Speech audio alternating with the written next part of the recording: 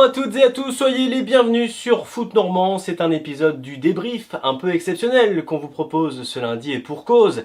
Le 6e tour de la Coupe de France, disputé également ce week-end, est venu largement chambouler le programme de la 5e journée de la saison avec seulement 2 matchs au programme à l'arrivée. Qu'à cela ne tienne, pas de panique, nous allons vous parler de ces 2 rencontres disputées ce week-end. Et histoire que vous n'ayez pas fait le déplacement jusqu'à cette vidéo pour rien, nous vous proposerons également en toute fin d'épisode un récapitulatif exceptionnel du 6e tour de la Coupe de France disputée en Normandie. Mais c'est bien par du National 3 que nous entamons cet épisode 5 avec le déplacement du FC Dieppe chez une équipe du FC Saint-Lô en net regain de forme. Et comme vous allez le voir, ce week-end a nettement souri aux joueurs de la Manche. 3 bons points, 3 très bons points. Première victoire à domicile. Elle fait du bien, surtout qu'on a été la chercher tous ensemble. C'était pas un match facile. Pas beaucoup de monde aurait misé sur nous, je pense. Empêtré dans un début de saison frustrant, le FC Saint-Lô n'est en effet pas le favori de ce choc du week-end. Ce sont toutefois les Manchois qui ouvrent le score sur cette belle inspiration du gauche, signé Maxence Le Blondel à la 9e minute. Démarre alors la quête de l'égalisation pour les Harengs, mais les hommes de Mathias Restou, mis dans d'excellentes dispositions, sont prêts à souffrir pour tenir leur avantage. Mais ouais, on a été la chercher avec les tripes et puis on n'a rien lâché jusqu'au bout parce que je pense que sur la seconde mi-temps, sur 45 minutes, on doit passer 40 minutes dans notre camp. Tony Lambard et ses partenaires s'attendaient à devoir défendre contre le FC Dieppe et en deuxième période, ils doivent s'en remettre à Xavier Gallien. Derrière, le public de Louis Villemer voit ses défenseurs faire barrage dès qu'ils le peuvent sur le moindre ballon. Xavier Gallien réalise un superbe match et lorsque le portier manchois est trop juste, il peut toujours compter sur un coéquipier pour le suppléer, à l'image de cette grosse situation sauvée de justesse. Bon, après, c'est le rôle du gardien de but. Hein. Un attaquant, on va lui demander de marquer. Le dernier, on va lui demander de ne pas en prendre. Donc, non, après, c'est mon job, hein, simplement. Donc, non, c'est bien. C'est bien pour l'équipe. Les Saint-Lois tiennent leur avantage jusqu'au bout et dépassent leur adversaire du soir au classement. Le gardien Xavier Gallien et ses partenaires qui devront confirmer ce succès face au FC Dieppe chez leur rival boquin, l'AS Virois, pas plus tard que samedi prochain. Ça va être un gros match. Après, on est sur une bonne dynamique. On va essayer d'enchaîner. Le match de Dieppe nous fait beaucoup de bien. À la tête, moralement. Et non, il faut qu'on reste sur cette dynamique-là. Il faut qu'on enchaîne.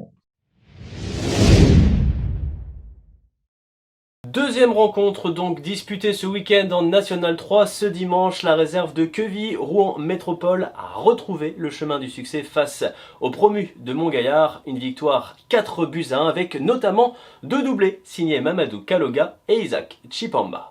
En première mi-temps, on a réussi à mettre un premier but qui nous a permis d'avoir un peu d'air, en gros, dans cette mi-temps. Après, ils ont quand même poussé jusqu'à la fin de la mi-temps. On rentre avec le 1-0 et en deuxième mi-temps, je trouve qu'on a été beaucoup mieux dans la circulation du ballon, dans le jeu, tout ça, c'était vraiment pas mal.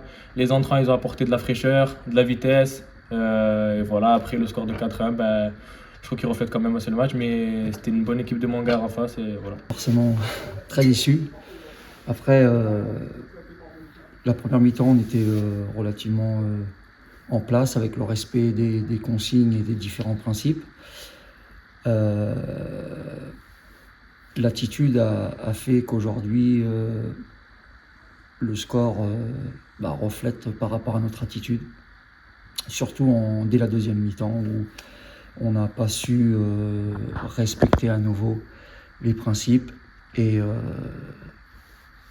pour X raisons, désorganisation. Et derrière, on prend des buts qui sont forcément normales. Donc très déçu par la deuxième mi-temps. Alors pas que sur le non-respect des principes, mais aussi sur l'attitude de mes joueurs.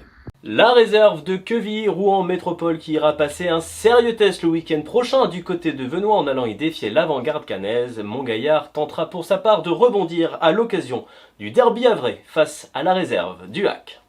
On est donc déjà au bout de cette partie National 3 et comme d'habitude on vous propose un résumé succinct de ce qui s'est passé. Vous allez retrouver notamment les affiches reportées, le classement mis à jour, le classement débuteur également. Vous allez voir que ça a pas mal bougé. Et évidemment le programme de la prochaine journée, la 6e, qui sera jouée dès ce week-end sur les différents terrains de Normandie. 2 résultats donc seulement à vous rappeler, en plus des 5 affiches qui seront donc reportées à une date ultérieure. Il faisait bon jouer à domicile ce week-end en National 3 puisque Saint-Lô et la réserve de QRM ont glané leurs 3 points respectifs sur leur pelouse. Au classement, la bonne opération du week-end est paradoxalement pour 2 formations qui étaient concernées par la coupe. Malgré leurs 2 matchs en retard, l'AGCAN et l'Aévirois sont en effet toujours co-leaders aux côtés de la réserve de QRM. Seule autre formation désormais à compter 9 points au compteur. Comme on le disait à la faveur de son réveil, Saint-Lô a pris 7 points sur ses 3 dernières sorties et respire. Les préfectoraux rejoignent Dieppe et Wassel dans un tiercé d'équipe à 7 unités. Dans le bas de tableau en revanche, Montgaillard a enchaîné un 4e revers de rang ce week-end et va bientôt devoir s'inquiéter. Dans ce championnat de tous les dangers, un réveil trop tardif risque en effet de ne pas suffire. Lanterne rouge du N3 normand, les hommes de Joachim Maheu sont en plus la seule formation de la 2e partie du tableau à ne pas compter le moindre match en retard. Et justement, les joueurs de Montgaillard auront une occasion en or de signer leur première victoire historique en National 3 ce week-end. Quoi de mieux en effet qu'un derby 100% avré contre la Baie du Havre pour se relancer. Samedi soir, si nous aurons évidemment un œil attentif sur le derby du Bocage qui va mettre aux prises l'Aévirois et le FC Saint-Lô, c'est évidemment le choc de leader entre l'avant-garde caennaise et la réserve de QRM qui fera office de choc de la 6e journée. Le vainqueur, s'il y en a un, marquera à coup sûr les esprits. À suivre également le déplacement à Dieppe du Grand Queville à l'occasion duquel les Harans tenteront de se remettre de leur 2e revers de la saison. Alors qu'Alençon sera en voyage chez la Baie d'Avranches avec l'ambition de décoller de la zone rouge, il en sera de même pour le SU d'Yves Cabourg à domicile face à l'AS Cherbourg. Enfin, le SM Gonfreville sera en déplacement au CMS Wassel avec l'ambition de conserver sa place dans le haut du tableau. Un œil sur le classement des buteurs, enfin, ça plane pour Isaac Chipamba. Avec un doublé ce week-end contre Montgaillard, l'ancien Lyonnais a confirmé tout le bien qu'on pensait de lui. Ses 5e et 6e buts de la saison lui offrent de reprendre la tête de ce classement honorifique au Canet Kevin Gobin. Le Queville Mamadou Kaloga pour sa part, auteur lui aussi d'un doublé, pour un groupe de 15 joueurs qui affichent 2 buts au compteur cette saison en championnat.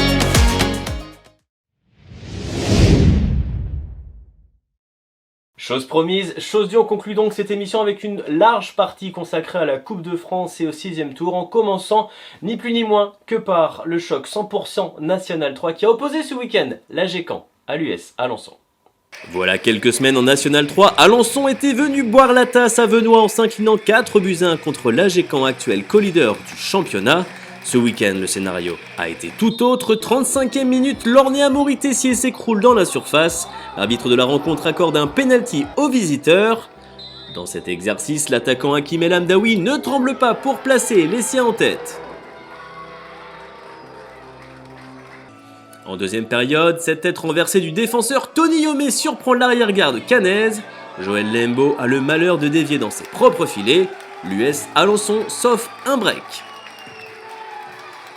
L'avant-garde n'a toutefois pas dit son dernier mot, le portier alençonnais Romain Enquincan s'interpose une première fois puis une deuxième, mais il ne peut rien à l'arrivée sur cette 3e tentative victorieuse signée Anthony Decono.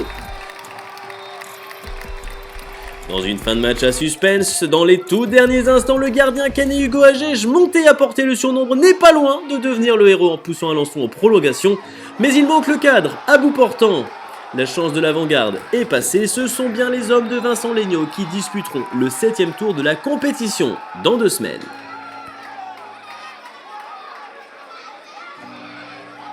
Et on a su prendre l'avantage, doubler la mise, même si c'était dans une période forte de l'avant-garde en deuxième mi-temps.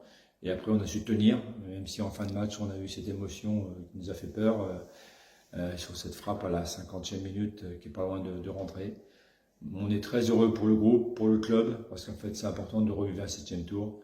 Donc, bravo aux garçons et vivement le tirage, parce que j'espère qu'on va pouvoir venir jouer à Jacques Foul, là où tout le monde nous attend. Viva l'USA.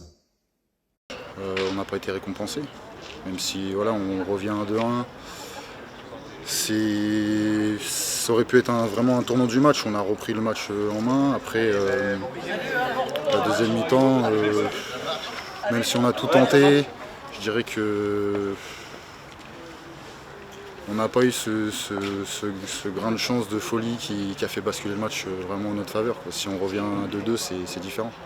Quelques images du déplacement victorieux de l'US Avranches Mont-Saint-Michel, pensionnaire de National, chez la jeunesse fertoise Bagnoles, pensionnaire de Régional 2. Les hommes de Damien Haute ont été appliqués et se sont imposés 3-0 sans trembler. On a été sérieux, on n'a pas tout bien fait, mais on a fait ce qu'il fallait pour passer le tour. Face à une équipe courageuse, il faut reconnaître.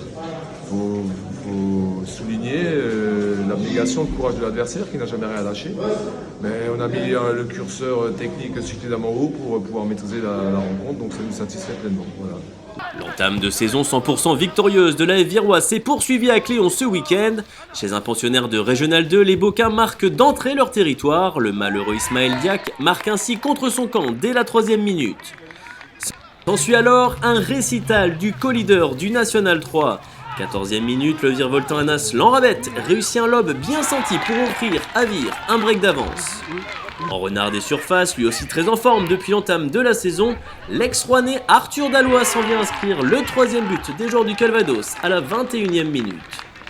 Cléon est en souffrance et laisse trop de latitude aux Virois, et Rohan Kaczynski en profite et avec de la réussite, permet aussi de mener 4-0 à la 35e minute. Sursaut d'orgueil pour les joueurs de la banlieue rouennaise juste avant le retour des vestiaires. Suite à cette touche, Ousmane Dio contrôle et marque. Le score sera de 4-1 pour Vire à la mi-temps. Le deuxième acte est alors un cavalier seul de l'AFV. Sur cet excellent coup franc, Thomas Chenel place sa tête pour le 5-1. Quelques instants plus tard, à l'heure de jeu, Théo Epaille a le geste juste et enroule son tir hors de portée du gardien local. Finalement, c'est Arthur Dallois qui a le dernier mot en signant un doublé sur penalty. Vire, trop fort pour Cléon, s'impose 7-1 et file au 7e tour de la Coupe de France.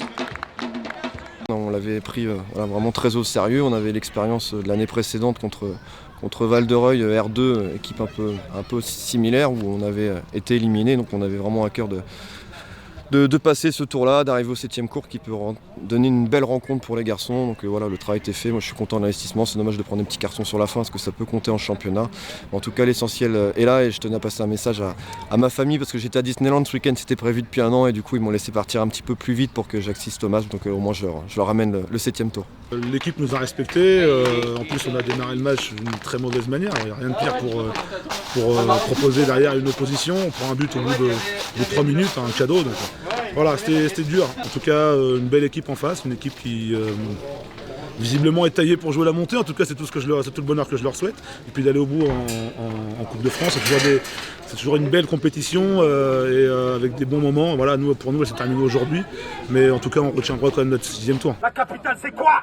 La capitale, c'est quoi? La capitale, c'est quoi? La capitale, c'est quoi? Impossible de ne pas conclure ce débrief par le succès du Havre Cocrioville. Dans un choc 100% Régional 2, les Havrais l'ont emporté du côté de Saint-Julien-Petit-Quevilly. D'abord grâce à ce joli but de Sidi Niang, parti défier l'arrière-garde adverse dans la profondeur.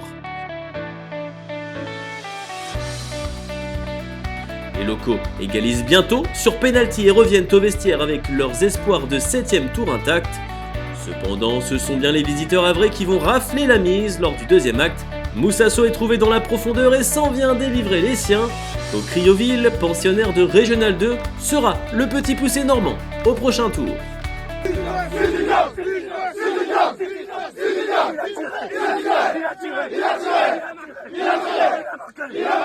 Voici donc désormais un récapitulatif des différents résultats de ce 6e tour disputé en Normandie ce week-end. Vous allez retrouver le nom des 8 qualifiés qui ont rejoint officiellement les 3 pensionnaires de Ligue 2, Le Havre, le Stade Malherbe de Caen et Quevilly en métropole, qui formeront donc le groupe de 11 équipes normandes en lice pour le 7e tour qui sera joué en toute fin de mois. Pas d'image à vous montrer hélas de 4 des 8 rencontres du 6e tour de la Coupe de France disputée ce week-end en Normandie, à commencer par le choc 100% National 2 qui a tourné à l'avantage de l'US Granville, victorieuse 2-0 du FC Rouen au stade Louis Dior. Les hommes de Sylvain Didot ne seront pas les seuls pensionnaires normands de National 2 à participer au 7ème tour puisque l'Évreux FC 27 s'est sorti quant à elle du piège de Côte-Bec, courageuse formation de Régional 2, battue 3-0. Enfin, le CNS Ouassel a rapidement éteint les velléités du CA Lisieux, équipe de Régional 2 pour s'inviter sans trembler au prochain tour. Même écart de division et scénario identique pour le Grand Queville FC. Les hommes de David Fouquet sont allés s'imposer 4-1 sur le terrain de Ducé Isigny. Ce mercredi, sur le coup de 11h30, ce sont donc 3 équipes de Ligue 2, une de National 2, 2 National 2, 4 de National 3 et une de Régional 2, Le Havre Cocrioville, qui connaîtront leur adversaire du 7ème tour, à l'occasion du tirage au sort organisé à Clairefontaine et sur lequel notre rédaction reviendra dans le détail sur ces différents réseaux sociaux.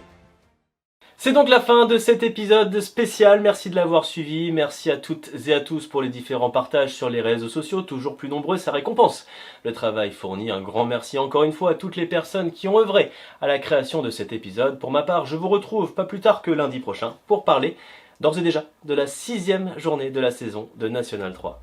Salut à tous.